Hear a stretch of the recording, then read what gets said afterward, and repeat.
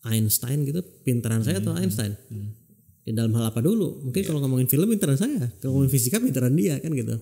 Menurut Mas Ali, apa sih sebetulnya yang dimaksud dengan work life balance itu gitu? Apakah dimana kehidupan di luar pekerjaan sama pekerjaan tuh benar-benar harus dipisahin gitu, harus ditimbang, ini jamnya seimbang apa enggak gitu atau gimana? Paling tidak jadi perlu diubah istilah quarter life crisis itu ya. Karena kata krisisnya itu membuat orang fokus sama negatifnya, namanya krisis gitu kan. Tapi sebetulnya itu juga reminder.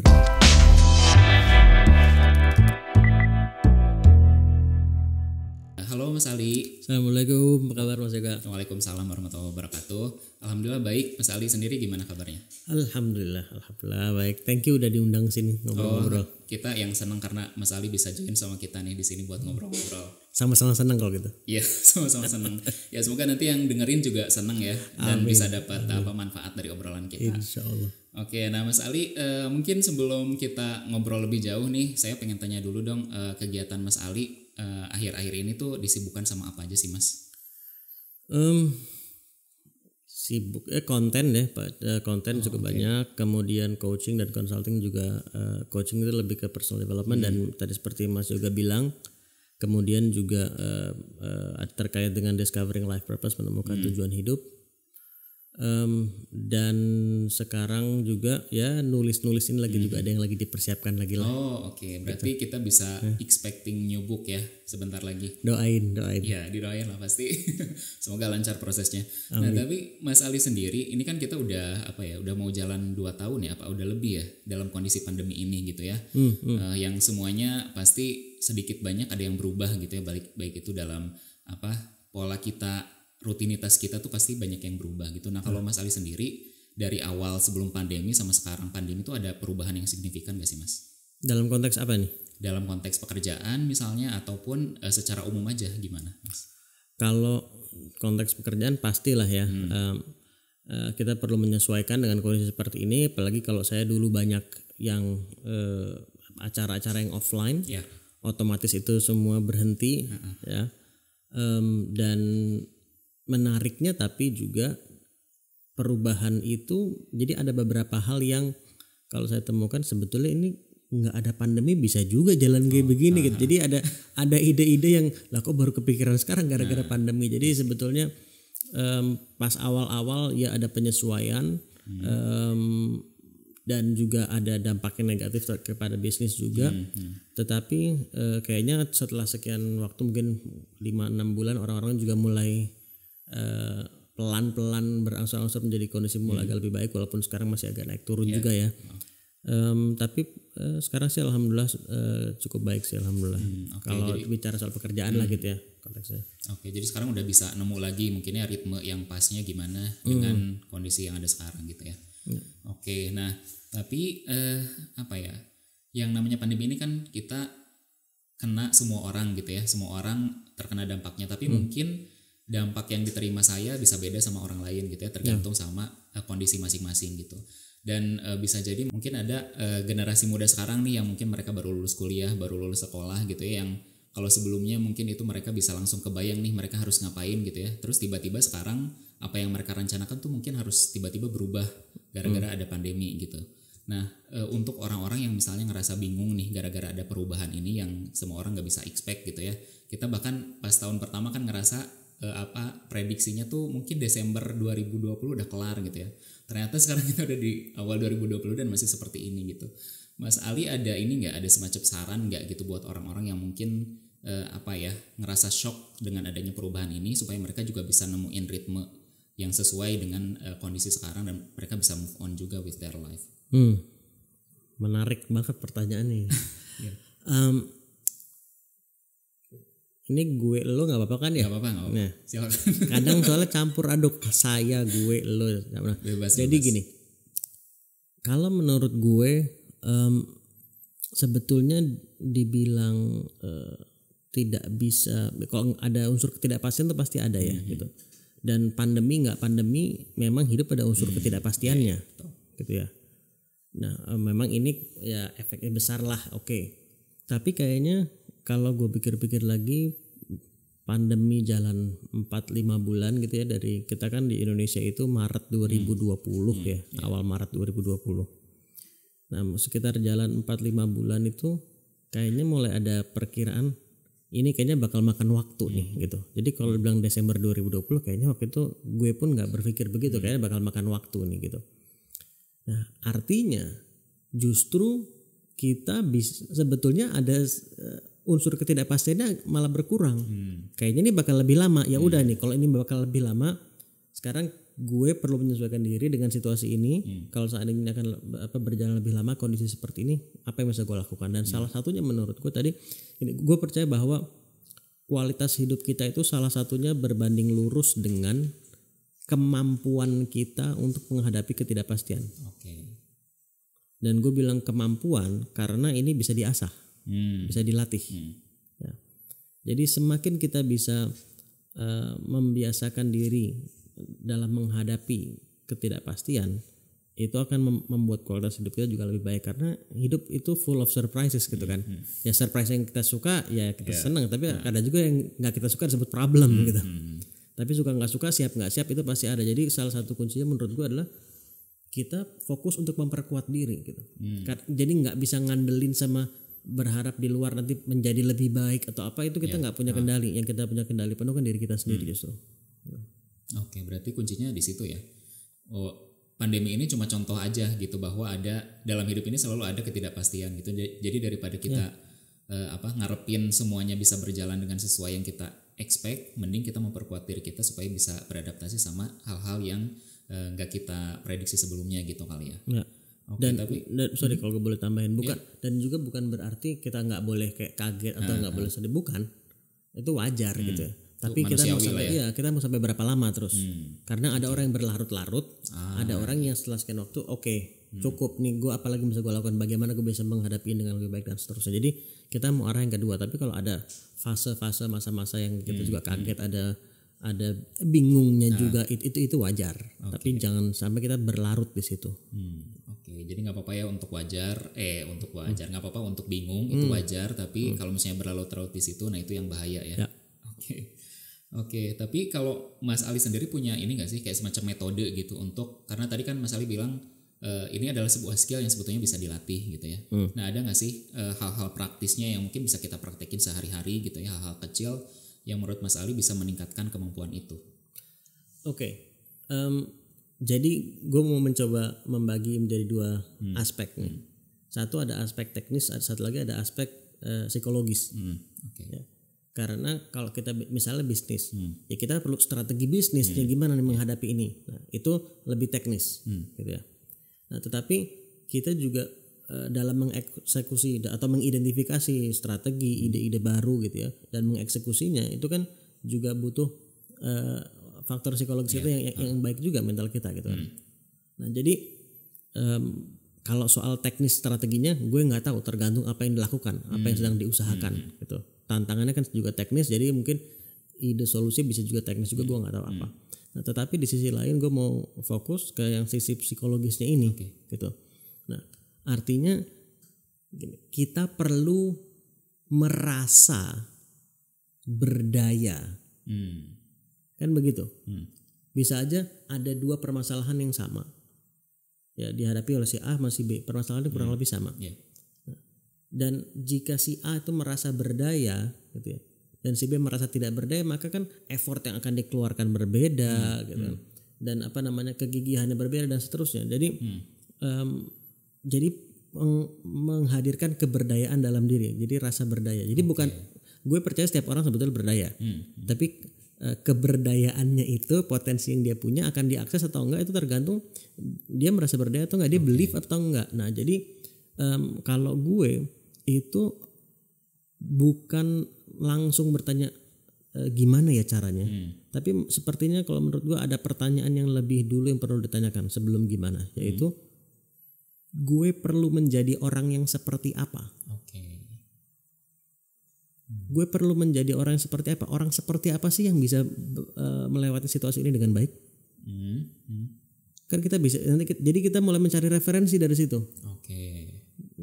Nah, jadi dari referensi-referensi itu yang akan membantu kita menanamkan belief atau keyakinan yang kita butuhkan untuk menghadirkan rasa berdaya tadi.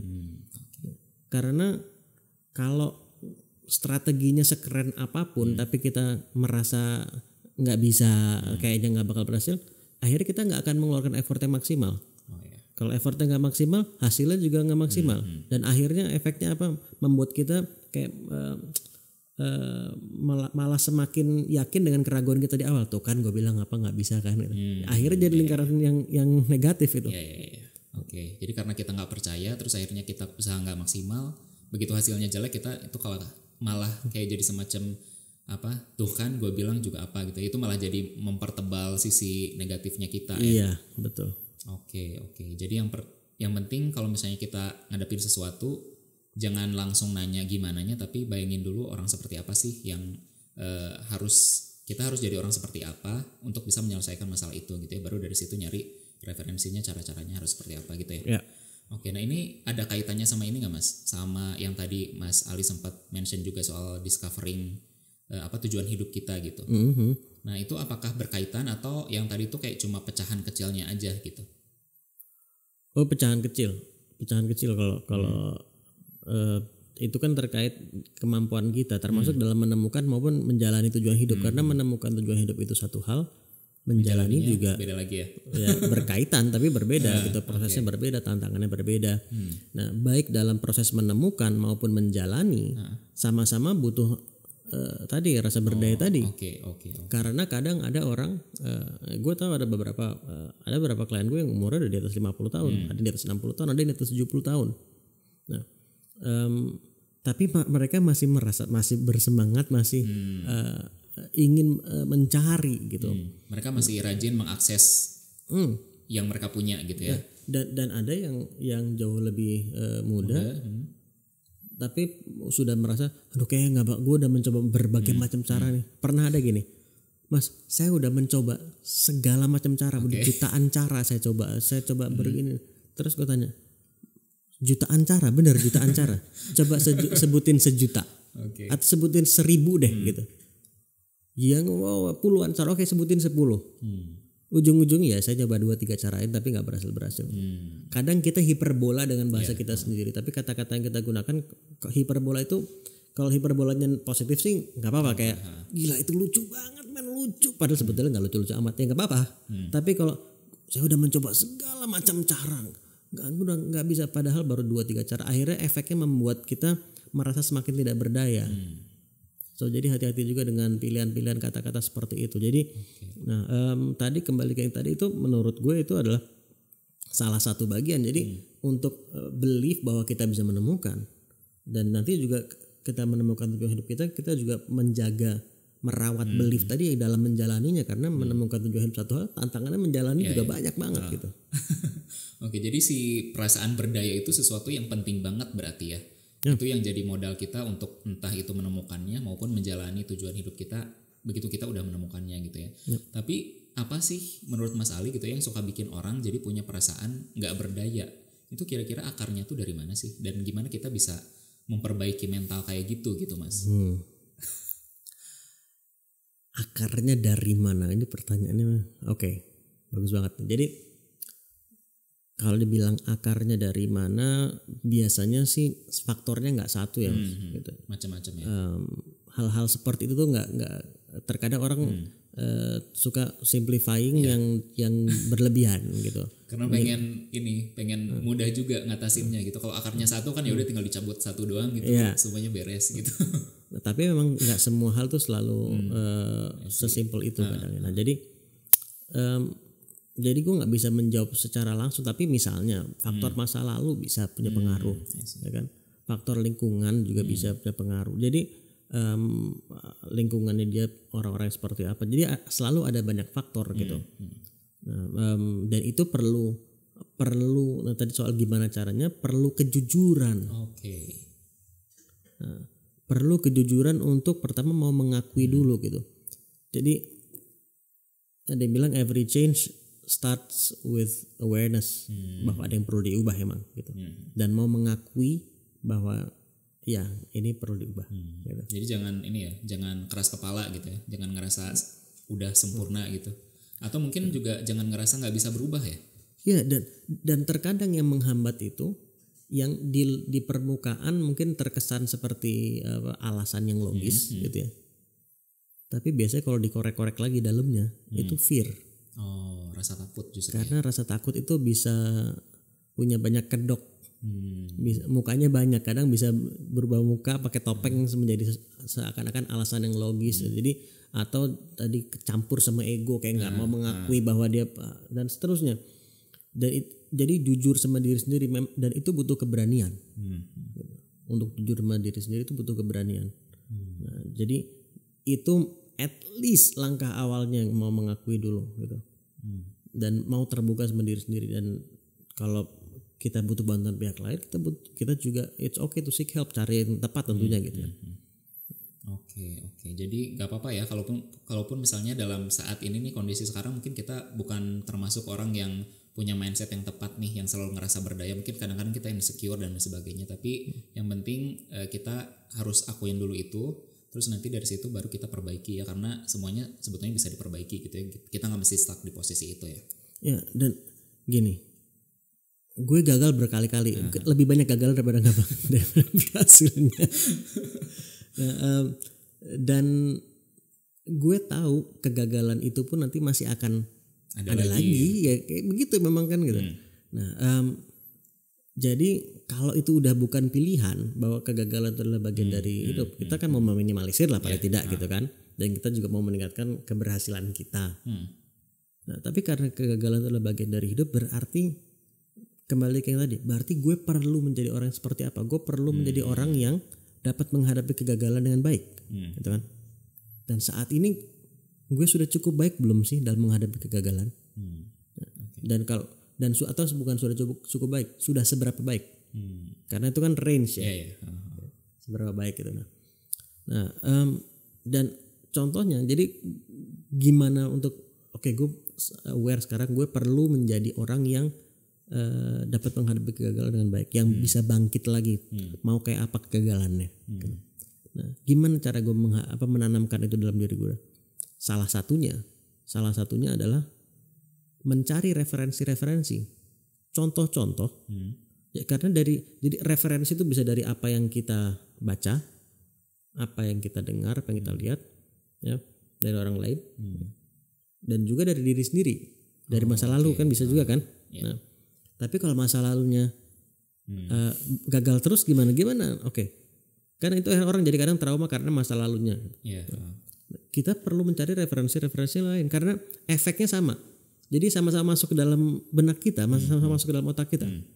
Jadi ibaratnya, selama ini misalnya ini ada 2 gelas lah segini gitu ya. Nah, yang ini adalah referensi yang negatif, yang bilang lo nggak bakal bisa lagi dan seterusnya. Ini adalah yang positif, yang bilang mau gagal berkali-kali lo akan tetap bisa bangkit. Nah, yang negatif ini, gelas yang isi referensi negatif ini kan terus diisi, sadar atau nggak sadar, suka atau nggak suka biasanya. Terkadang dari pengalaman masa lalu itu kan referensi juga.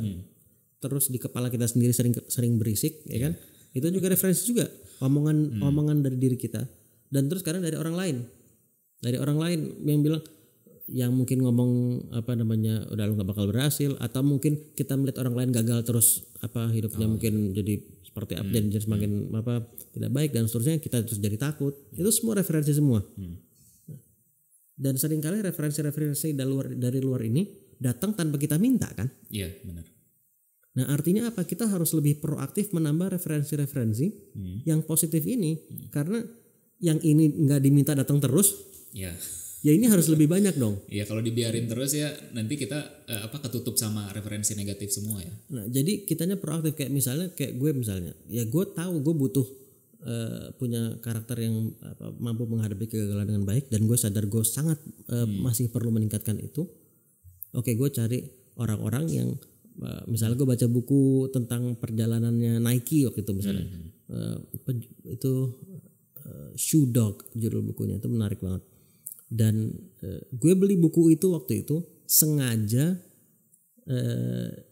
dengan tujuan kayaknya ini bakal banyak cerita yang menarik nih gitu, kayak yang bisa membantu gue mereferensi tadi. Dan ternyata benar. Perjalanannya wah udah ditipu ini wah, sampai belasan tahun masih profitnya masih nol, masih ini. Jadi gue waktu baca kan ya ini gue cari nih yang akan membuatku bilang gila. Ya gue sih belum ada apa-apanya karena begitu kan.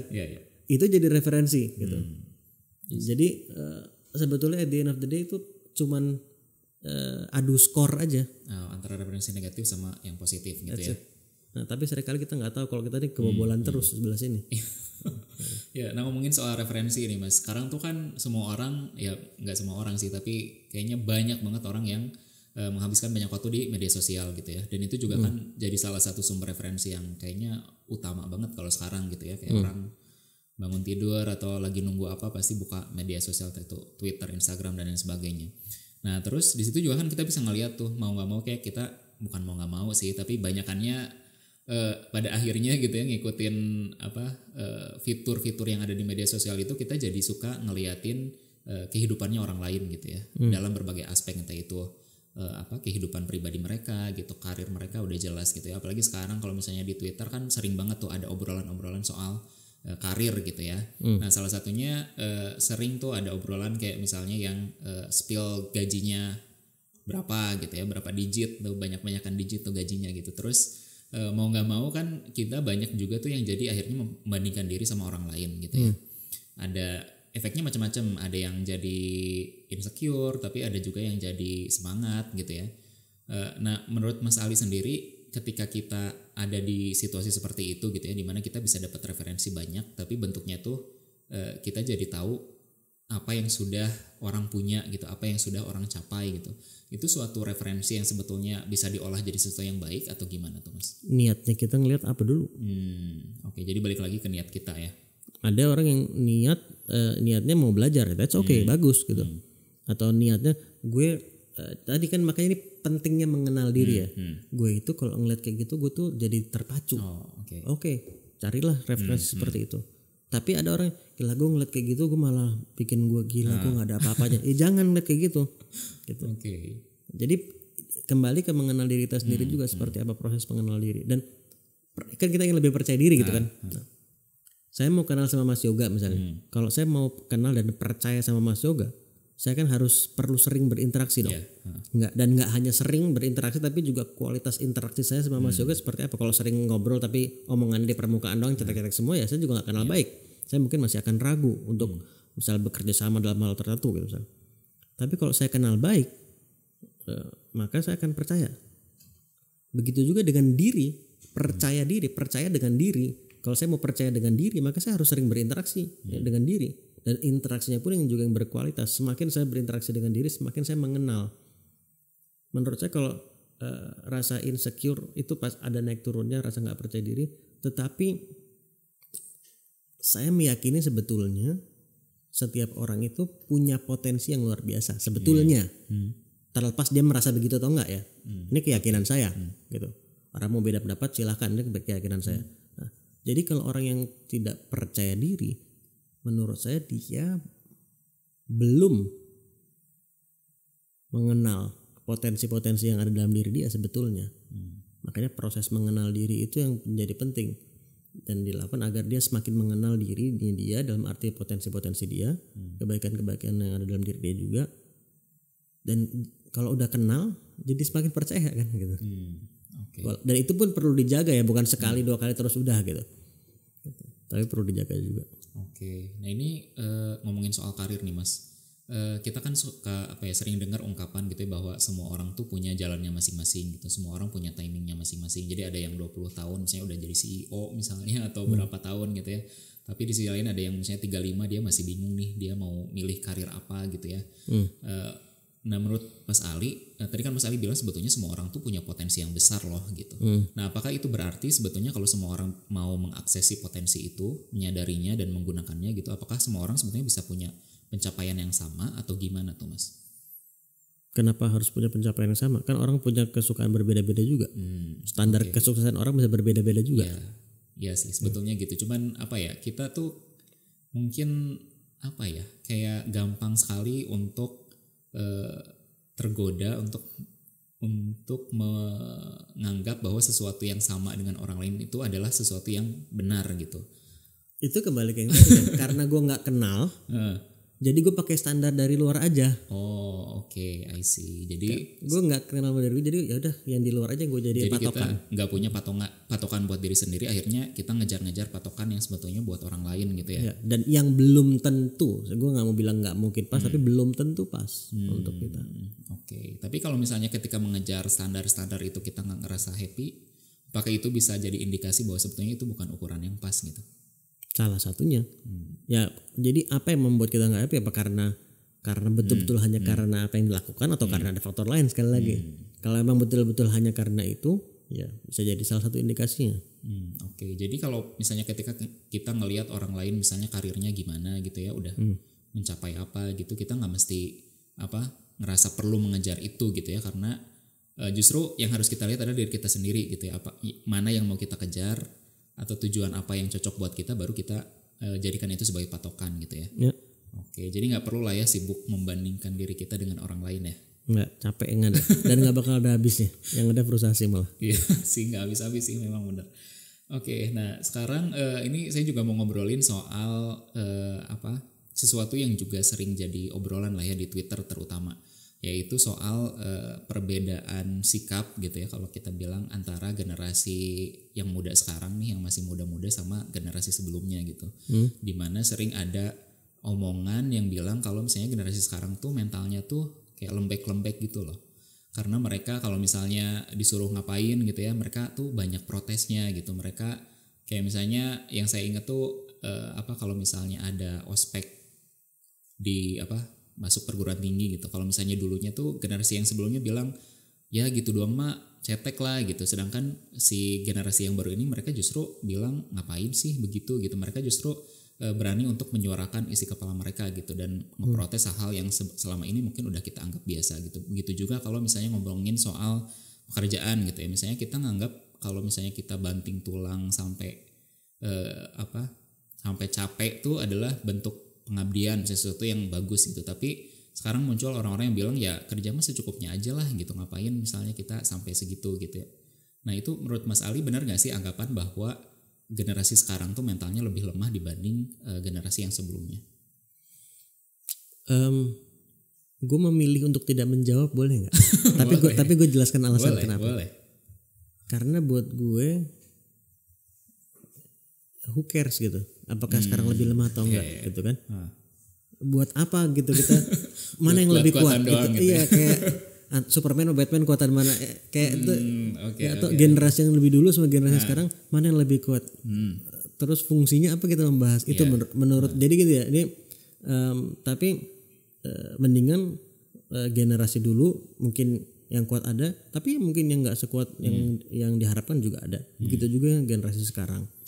Jadi jika memang yang diperlukan kita perlu lebih kuat secara mental juga, maka fokuslah ke sana aja. Terlepas kenapa dulu menurut gue sih ya gitu, mana yang lebih kuat gitu. Itu nggak penting lah ya. Kecuali kita bertanya apa yang membuat orang-orang itu kuat mentalnya, bagaimana itu bisa kita jadikan pelajaran gitu. Tapi kalau soal pembandingkan gue sih nggak terlalu penting. Oke. Tapi Mas Ali sendiri ini nggak sih punya apa ya, kalau misalnya ditanya menurut Mas Ali mental yang kuat tuh yang kayak gimana sih? Mental yang kuat itu yang kayak gimana? Kalau misalnya dihadapkan pada ini ya, pada kesulitan gitu. Oke, kalau dalam konteks menghadapi kesulitan. Kalau dalam konteks menghadapi kesulitan menurut gua dia punya keyakinan bahwa dia mampu menghadapinya, mampu mengatasinya. Jadi ada optimisme di situ. Okay.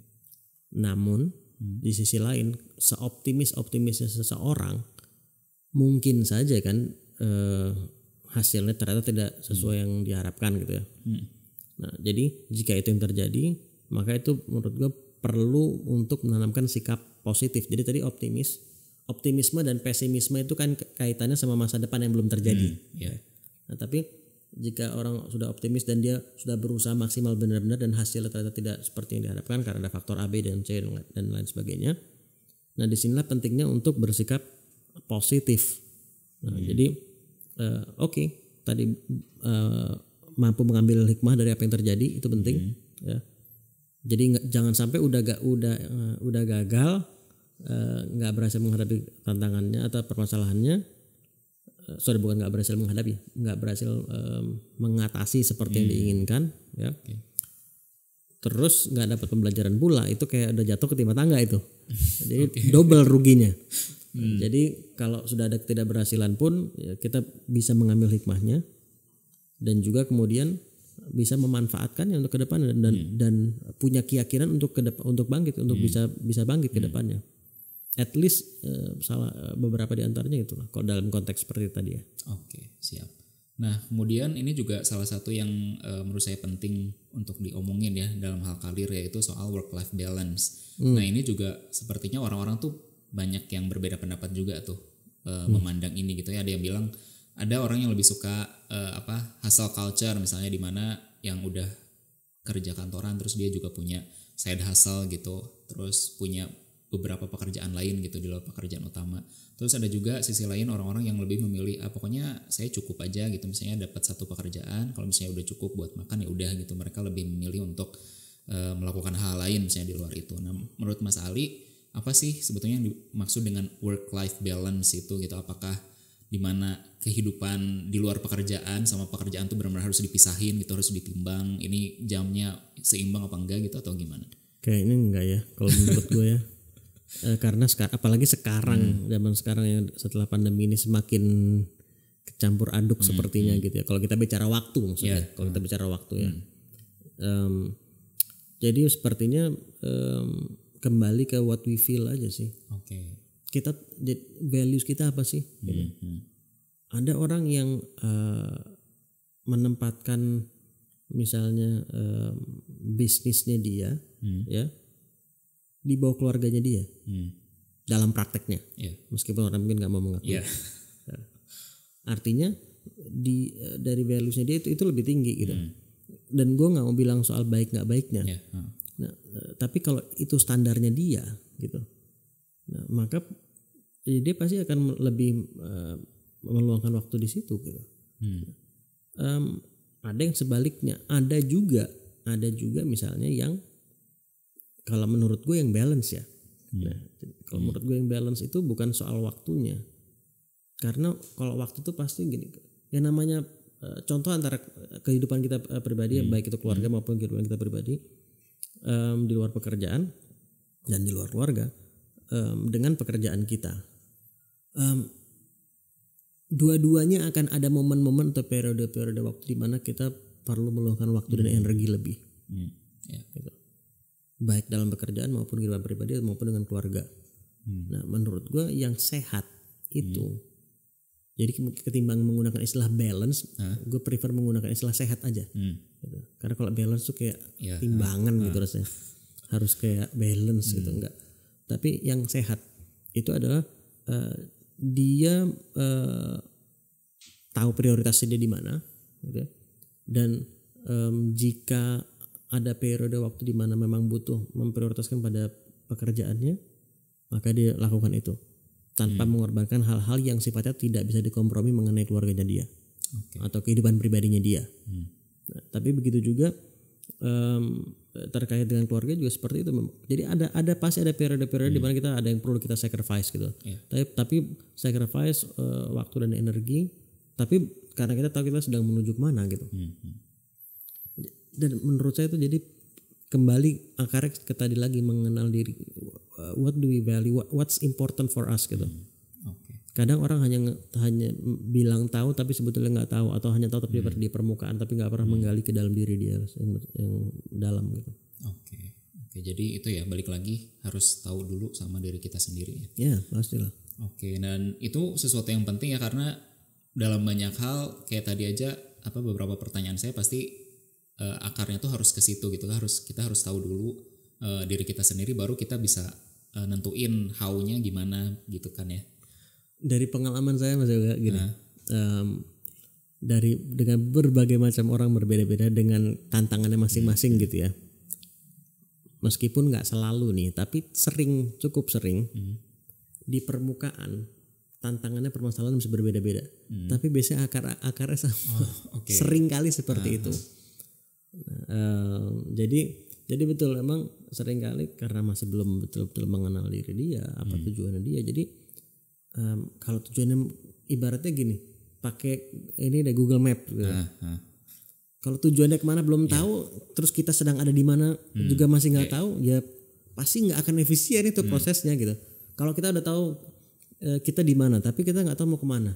Gini misalnya, saya sekarang di Jakarta, tujuannya liburan. Liburan kan bisa kemana-mana gitu kan. Dan ketika kita tahu tujuannya mau kemana, itu akan mempengaruhi banyak hal. Oke, berapa lama waktu yang dibutuhkan, resource yang dibutuhkan apa aja, apa mungkin biayanya seperti apa yang harus gue persiapkan. Wah, itu udah turunannya kan banyak. Jadi dari hal yang itu yang fundamental sekali gitu. Dan itu seringkali yang masih banyak orang masih goyah kalau menurut gue. Apakah itu juga alasan Mas Ali kemarin bikin buku ini, Mas, karena bahagia bukan tujuan terus hidup mau ngapain? Iya, karena gue sendiri kalau ditanya tujuan hidup gue apa, mempermudah orang agar mereka dapat menemukan dan menjalani tujuan hidup mereka. Itu yang sudah gue jalani sekarang 13 tahun ini. Dan insya Allah terus sampai gue meninggal. Dan buku ini adalah salah satu bentuk mungkin kalau gue boleh bilang metode kali ya. Metode gue dalam menjalani tujuan hidup gue kan bisa banyak profesi ya, membuat konten, terus menulis buku, lewat training, lewat coaching dan seterusnya. Jadi ini salah satu cara gue yang gue rasa mungkin bisa reach ke lebih banyak orang gitu ya. Dan mudah-mudahan bisa bermanfaat buat mereka dan mudah-mudahan dimanfaatkan. Gitu ya. Jadi ya, dan kalau dibilang tadi ya karena bahagia bukan tujuan gitu ya. Dan memang menurut gue bahagia itu bukan tujuan hidup. Walaupun itu sesuatu yang diinginkan oleh banyak orang gitu ya. Termasuk gue juga. Tapi itu bukan tujuan. Gitu. Bukan tujuan hidup. Bukan tujuan hidup. Karena gini, tidak ada ciptaan apapun yang diciptakan dengan tujuan utama ya. Untuk memberikan manfaat kepada ciptaan itu sendiri. Kayak ini mic ini tujuan utama diciptakannya bukan untuk memberikan manfaat kepada mic tapi kepada penggunanya. Meja ini tujuan utama diciptakannya bukan untuk memberikan manfaat kepada meja tapi kepada penggunanya. Ali tujuan utama diciptakannya bukan untuk memberikan manfaat kepada Ali tapi kepada pihak lain. Jadi sedangkan bahagia itu fokusnya kan ke diri gue sendiri. Guenya bahagia gitu. Nah itulah kenapa gue bilang bahagia itu bukan tujuan hidup. Tetapi berarti gue gak boleh melakukan sesuatu yang bikin gue bahagia. Bukan hanya boleh, sangat perlu. Gue hanya mau menekankan jangan sampai itu disalahpahami sebagai tujuan hidup. Tapi kita perlu melatih, menjaga, merawat kebahagiaan kita. Belajar untuk bisa menghadirkan kebahagiaan dalam diri kita juga. Dan itu akan berdampak positif, akan membuat kita lebih efektif dalam menjalani tujuan kita. Ya kan? Dan juga meningkatkan kualitas hidup kita. Tapi karena kalau fokusnya adalah gue happy selalu ke sana, ya itu jadi ego gitu lama-lama gitu. Jadi terus dikuasai oleh ego. Jadi menurut gue itu dan menariknya kalau boleh tambahin sedikit lagi, ternyata dengan kita menjalani tujuan hidup kita pun ya, di mana itu konteksnya adalah kebermanfaatan untuk pihak lain gitu ya. Itu pun menariknya justru berdampak positif juga berdampak positif terhadap kebahagiaan kita juga. Karena itu ada sense of meaning gitu. Ada sense of, jadi kalau bahasa Inggrisnya fulfillment atau kepuasan batin mungkin. Jadi bukan hanya, kalau bahasa Inggris ada pleasure, ada happiness gitu, ada fulfillment. Nah, kalau pleasure itu kan hanya kesenangan gitu ya. Tapi kebahagiaan atau kepuasan batin itu justru seringkali bisa didapatkan dari ketika kita juga bisa share something to others, dan juga tadi kebermanfaatan, share our values to others juga. Oke. Nah Mas Ali, buat yang belum baca nih, mungkin Mas Ali bisa jelasin sedikit gitu ya, gambaran buku ini tuh isinya apa aja sih, terus kira-kira orang bisa dapat apa aja di dalamnya yang mungkin nanti bisa mereka gunakan sebagai alat bantu gitu ya, untuk mereka bisa menemukan tujuan hidup mereka masing-masing. Oke. Jadi buku ini, sekali lagi, buku ini dibagi menjadi 4 bagian. Bagian pertama itu tentang career and life purpose ya, karir dan tujuan hidup. bagian kedua tentang happiness, tentang kebahagiaan, terus kemudian tentang self confidence atau rasa percaya diri, dan yang keempat tentang hope atau harapan. Oke. Nah, orang bebas bacanya dari mana aja, dan buku ini juga gue ingin mencoba mengajak pembaca juga untuk melihat hope atau harapan itu dalam sudut yang agak berbeda, mungkin agak lebih praktikal juga, lebih aplikatif juga. Dan selain tulisan mengenai masing-masing aspek tadi juga ada beberapa tanya jawab langsung yang tanya jawab real dari beberapa orang-orang yang selama ini juga Cia tanya ke gue juga. Dan juga ada link, jadi ini buku ini kayak mungkin an experience kalau gue bilang. Jadi bukan cuma membaca, tapi lo ada link ke video tertentu, lo bisa scan QR code dalam videonya, dalam bukunya, jadi lo bisa dapat, jadi terasa lebih interaktif lah mungkin pengalaman membaca buku ini, mudah-mudahan.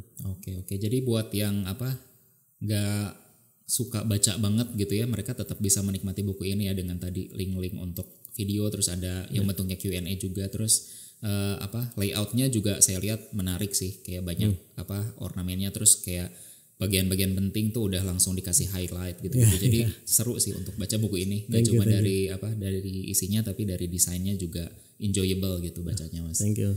Oke, nah terus ini saya mau nanya nih, Mas. Tadi kan kita bolak-balik ngomongin soal mengenal diri ya, betapa pentingnya kita untuk mengenali diri.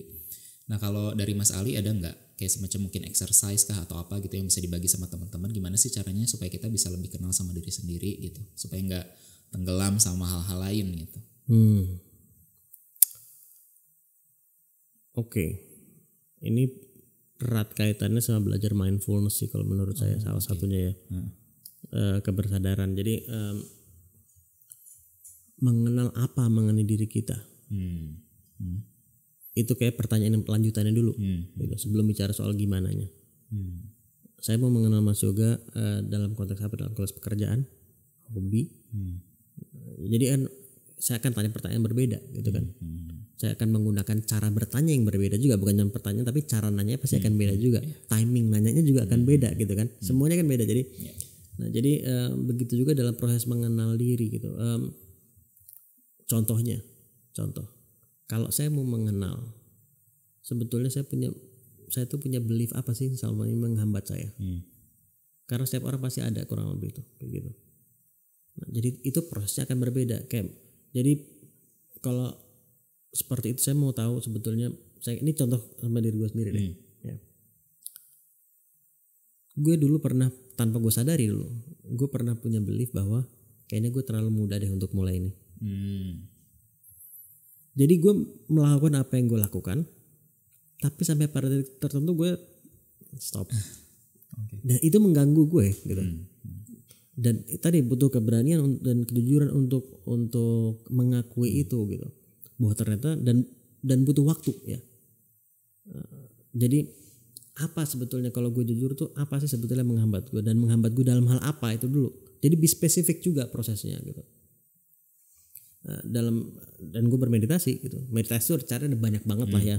Ada sangat banyak cara. Gue ada beberapa style yang cocok, ada yang enggak gitu. Dan dari situ ketika gue sampai mengidentifikasi itu dalam proses meditasi gue, jadi kayak aha moment aja gitu. Ya selalu nanggung jadi kalau dalam effort itu dulu. Gitu.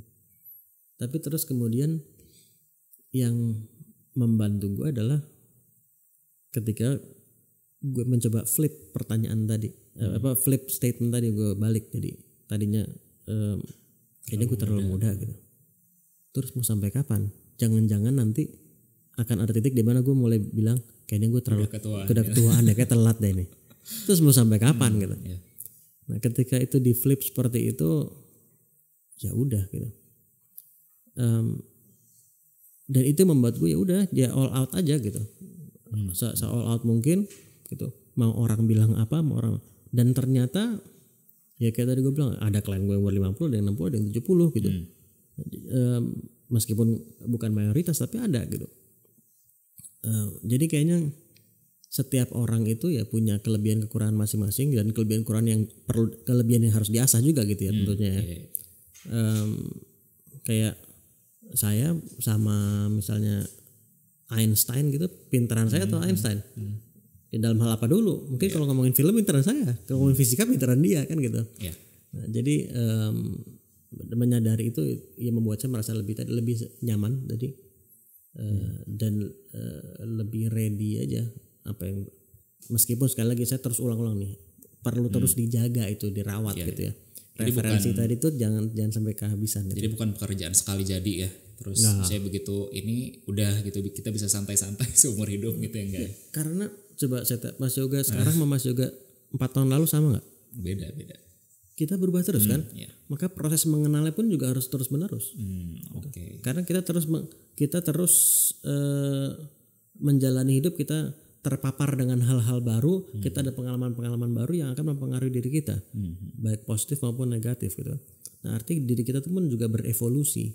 Maka proses mengenalnya pun ya juga berkelanjutan. Sama kayak kalau saya udah kenal baik sama Mas juga waktu SD misalnya.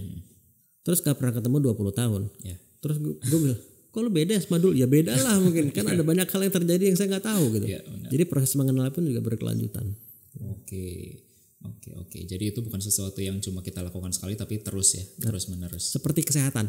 Oh ya, kesehatan dijaga gitu ya, bukan kita ngerasa sehat ya udah gitu habis itu bebas makan apa. Gua sehat, gua olahraga, tuh gua selama sebulan ini gua udah. Lu jaga gak kesehatan lu? Jaga gua tahun lalu gua selama sebulan ya. Terus habis itu ngapain? Ya udah sebulan itu doang. Ya enggak gitu juga kan. Iya. Dijaga terus. Harus dijaga terus ya. Pekerjaan seumur hidup bahkan mungkin ya. Ya.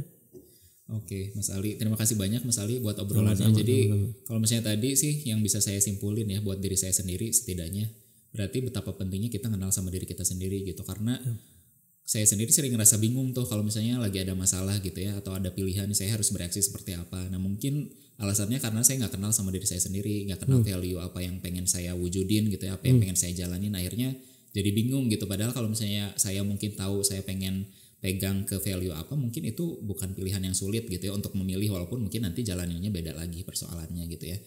Berarti ya itu tadi betapa pentingnya kita mengenali diri kita sendiri, dan mengenali diri sendiri itu bukan pekerjaan sekali tapi sesuatu yang harus kita lakukan terus menerus gitu ya, karena kita juga sebagai pribadi terus berubah dan berkembang gitu. Nah sebagai penutup nih Mas Ali, mungkin Mas Ali bisa ngasih pesan-pesan apa kek gitu ya buat teman-teman di luar sana yang mungkin masih struggling juga nih bagi mereka gitu, yang lagi overthinking nih malam-malam gitu ya, mungkin siapa tahu yang lagi ada di antara percabangan gitu dalam hidupnya gitu, mungkin Mas Ali bisa quarter life crisis. Quarter life crisis gitu.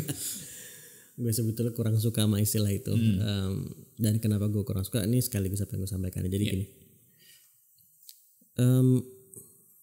gue mau wawancara banyak orang, dan ini bukan wawancara di YouTube, jauh sebelumnya gue wawancara banyak orang, mereka yang sudah berhasil menemukan dan menjalani tujuan hidup mereka, sudah lewat naik turunnya cukup banyak. Mereka dari sektor berbeda, dari umur berbeda, dari negara berbeda, dan nggak hanya lewat wawancara tapi juga lewat biografi, mempelajari biografi seorang, itu juga kita bisa mempelajari perjalanan hidup mereka. Dan ternyata mereka semua yang berhasil menemukan dan kemudian menjalani tujuan hidup mereka, ternyata salah satu benang merahnya adalah ada fase-fase yang sama yang mereka lalui dalam proses mereka menemukan dan menjalani tujuan hidup mereka. Dan menariknya, semuanya tanpa terkecuali, fase pertamanya itu galau. Baik galau tentang diri mereka sendiri, galau tentang lingkungan sekitar mereka, atau dua-duanya. Dan ini it goes back sampai ke Rasulullah bahkan. Ada fase itu. Jadi yang ingin gue sampaikan adalah kalau masih punya kegalauan seperti itu, gue justru mau bilang congratulations, selamat. Karena apa? Artinya lu udah on the right track. Karena mereka yang berhasil menemukan dan menjalani tujuan hidup mereka juga semuanya pernah ada di fase itu. Yang membedakan adalah bagaimana kita meresponnya. Gue gak akan bicara terlalu panjang di kali ini, cuman paling tidak jadi perlu diubah istilah quarter life crisis itu ya. Bahkan salah satu bagian awal di buku ini bicara soal jangan tertipu sama quarter life crisis gitu. karena kata krisisnya itu membuat orang fokus sama negatifnya, namanya krisis gitu kan. Tapi sebetulnya itu juga reminder. Karena nurani kita tuh tahu gitu kalau ada suatu pertanyaan yang penting, nurani kita nggak akan bohong. Jadi kalau kita nggak jawab itu pertanyaan itu, kita nggak berusaha menemukan jawabannya, ya dia akan terus mengusik terus gitu. Akan terus manggil terus. Maka galauan tadi nggak akan hilang-hilang, tinggal tunggu waktu nanti datang lagi gitu. Pertanyaan-pertanyaan itu. Nah, jadi itu sebetulnya reminder kan. Bayangin kalau kita cuma diingetin sekali doang, terus diingetin lagi nanti sebelum kita meninggal, kan nggak enak kayak gitu. Jadi justru ini kegalauan, kalau masih terus galau berarti artinya sering terus diingetin. So it's a reminder, dan reminder itu artinya peluang. Kita masih bernafas, kita masih punya kesempatan untuk mengubah. Saya prefer untuk fokusnya ke sana ketimbang krisisnya. Tapi ini adalah sebetulnya reminder. So reminder ini juga menjadi peluang, dan semoga peluang tadi dimanfaatkan. Oke, terima kasih banyak Mas Ali. Thank you juga. Terima kasih banyak juga karena udah bisa hadir di sini ngobrol-ngobrol gitu ya. Tadi kita bahas cukup banyak, tapi sebetulnya banyak banget hal-hal yang masih pengen saya tanyain, tapi karena keterbatasan durasi ya, jadi kita cukupkan di sini. Tapi mudah-mudahan dari obrolan yang tadi aja orang-orang udah bisa dapetin insight lah ya gitu. Setidaknya mereka bisa dapat manfaat dari obrolan kita. Makasih banyak Mas Ali. Sampai jumpa di kesempatan lain kali. Thank you juga. Terima kasih banyak.